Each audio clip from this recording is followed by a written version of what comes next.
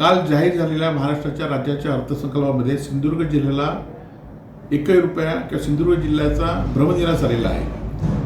शेतकऱ्यांना कर्जमाफी झालेली आहे।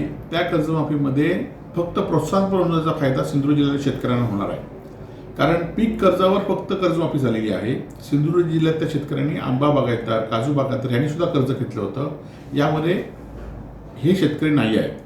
त्याचबरोबर अनेक वर्ष गेले 2-3 वर्ष सातत्याने भारतीय जनता पार्टी या जिल्ह्यातील लोकप्रतिनिधी आणि कार्यकर्ते सांगत होते की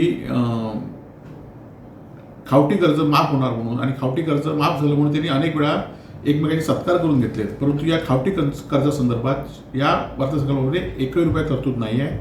त्यामुळे खावटी कर्ज माफ न झाल्यामुळे शेतकऱ्यांना काही फायदा होणार नाही। त्याचबरोबर रत्नसिंधू जी योजना होती, उद्धव बाळासाहेब ठाकरे मुख्यमंत्री असताना 100 कोटी रुपयाची तरतूद केली होती।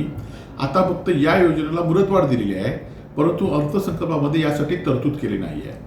सिंधुदुर्ग जिल्ह्यातल्या मोठ्या कुठल्याही प्रकल्पासाठी किंवा विकासासाठी कुठलीही तरतूद केली नाही, आणि त्यामुळे या जिल्ह्यावर या अर्थसंकल्पामध्ये अन्याय केल्याची भावना सिंधुदुर्गवासियांच्या मनामध्ये निश्चित राहील।